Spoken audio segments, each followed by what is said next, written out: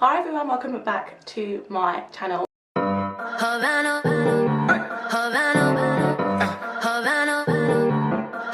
know I've been away for like a good couple of weeks, but I actually recorded 3 videos for you guys and the footage got corrupted, so I was kind of like, and as some of you may know, I literally started my training contract about 7 weeks ago now. I'm in corporate finance, so I've been really busy and really stressed out, but like everything's good now. And yeah, today I'm going to do a video that's kind of been like highly requested. First of all, thank you to everyone that watched my other like law video. So yeah, a lot of you guys reached out to me on like Instagram and Twitter and stuff, like just telling me how much the video helped you, or just like asking me more questions, which was really, really lovely. It was good to hear from all of you guys. I think I've replied to the majority of people. I haven't replied to everyone, sorry, but I think a lot of people's questions that they have for me, I can probably answer in this video too. Yeah, so I thought I'd do this video because it's like a question that I get asked like a lot of the time. I actually did 2 vacation schemes, but neither of the vacation schemes that I did were at the firm that I actually accepted my training contract. But at the same time, I still like know how vacation schemes work because I've done 2 of them. So I thought I'd give you guys my 2 pence and just kind of, you know, tell you my experiences and my tips and what I think will help you turn your vacation scheme into a training contract offer. Right guys, so I've got a few things down on my phone, so if I keep looking at my phone, it's because I'm trying to remember what I have to say. My first thing would be like, first impressions count 110%. You're going to meet so many people throughout your vacation scheme, and obviously not all of the people that you meet are going to be like fundamental in determining whether or not you actually get a training contract offer. But like, you still want to make a good first impression. And I think as well, like even for yourself, if you know that you've made a good first impression, that'll give you more confidence. Like if you're like a bit awkward or a bit nervous when you meet someone, you're gonna be kicking yourself like, oh, why didn't I say this, or why didn't I say that? And you know, that can like consume your mind. So if you just remember that there are like literally thousands and thousands of people competing for these vacation schemes. So if you're on the vacation scheme, clearly you've got something that they want.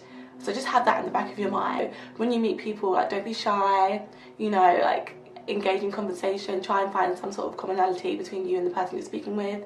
You know, that might make the conversation like flow a bit more. Like there's gonna be like lots of like networking events, or typically on the vacation schemes that I've been on, there's quite a few like networking events, like, you know, throughout the time you're there.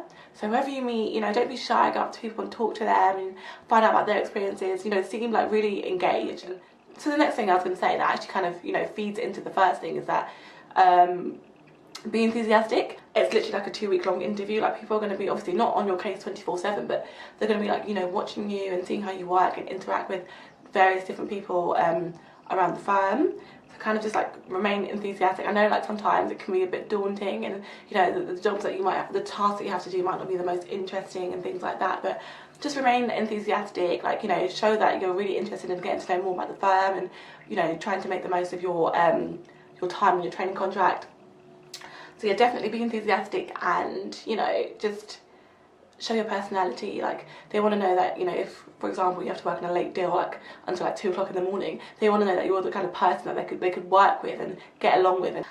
Yeah, so obviously be enthusiastic and show your personality. Like I think, you know, a lot of the time people on like vacation schemes are obviously naturally quite academic, but that's not the only thing that firms are looking for, because at the end of the day, you know, there's tens and thousands of academic people out there. You need to have something different about you that sets you apart from the rest. So the next thing, again, like these things kind of all sort of feed into each other, but find out as much about the firm as possible and find out as much about the work that you're doing as possible, because first of all, for the sake of the actual training contract at that firm, when you have an interview at the end of your vacation scheme, they're going to want to know what you did and who you worked for and that kind of thing. And if you don't want to like seem like you were just kind of going along, you want to show them that you were actually actively engaged and asking questions and stuff. So find out about, you know, the firm, like who their clients are. Or you should kind of know like a lot of these things, but just find out like sort of more specific things about the firm and who their clients are and their like future goals and things like that. Like if you're doing work for a partner, kind of find out a bit more about the work that he does. If there's a particular department you're interested in, or a particular thing about the firm that drew you in there in the first place, find out more about that. Because if you can say that in your interview at the end of it, you know, I was originally attracted to X firm because they did X work for X client, and you've spent some time with a partner who worked for that client, and you can say in your interview, oh, you know, such as John Smith, who did XYZ for X client, it kind of shows that, oh my gosh, like, wow, okay, so, you know, she knows her stuff. Like, it just kind of makes you seem a bit more engaged and a bit more like, you know, like you're meant to be there, if that makes sense. And that's another thing, like, you need to make sure that you kind of show them that you fit in. You need to show that you can learn things quickly, and you can fit into the environment relatively quickly. So just be engaging and ask loads of questions, find out loads about the firm, and that should help you towards that. And the next thing I was going to say, like, I think I should have said that at the beginning actually, is to relax. Relax.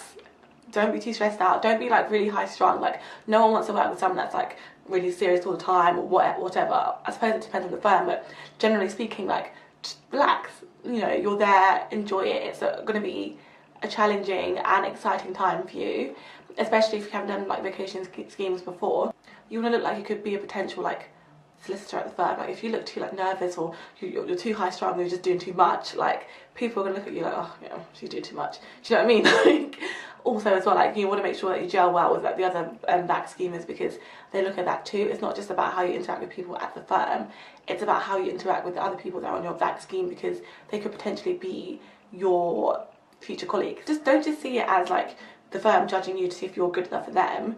Also look at it as, you know, is this firm right for me? Like, am I going to enjoy the people that I work with, how they do things? Do you know what I mean? Like, it's a two-way street. You don't want it to look like you're just, oh, like, pick me, please pick me. Obviously, like, on your back schemes, they're going to give you work to do, but like, it's not going to be like anything ridiculously hard, especially considering a lot of the time when you're on your back scheme, you haven't been to law school yet.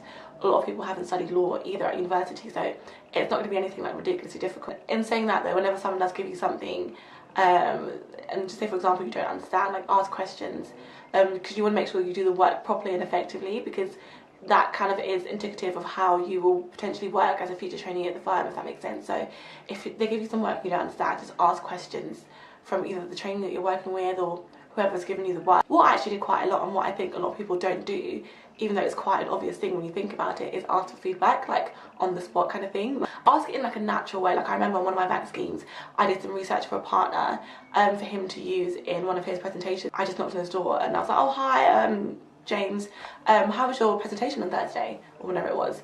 Oh, it was fine, so thanks for asking. I was like, okay, great. So the work that I did for you, the research, was it helpful? Just like a natural conversation that kind of flowed from that as well. So like, don't ask like, oh, how did I do? Was I good? You know, like, just be like, oh, so was it helpful? Did it, you know, kind of word it in a way that kind of shows that, you know, you're eager to get feedback, but not just eager.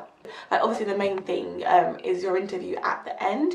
Now, like, what I would say for that is like, use everything that you've done on your back scheme to help you prepare for your interview, and whether that be like talking to other trainees about their experiences, or just in general, like speaking to you know, different people at the firm and like finding out how they do things.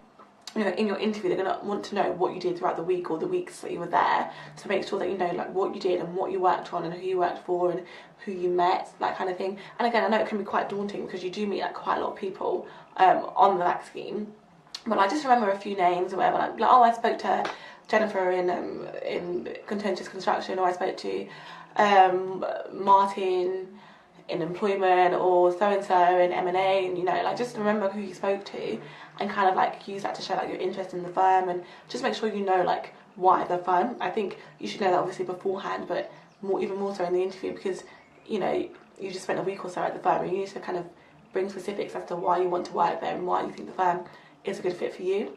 So as much as it's an opportunity for the firm to see if you're right for them, it's an opportunity for you to see if the firm is right for you, and just sell yourself. Like, obviously you want to make yourself look desirable, you want to show them that, you know, you can fit in. But like, you know, if for example someone asks you, oh, so you know, is this your only vac scheme, do you have another vac scheme after this?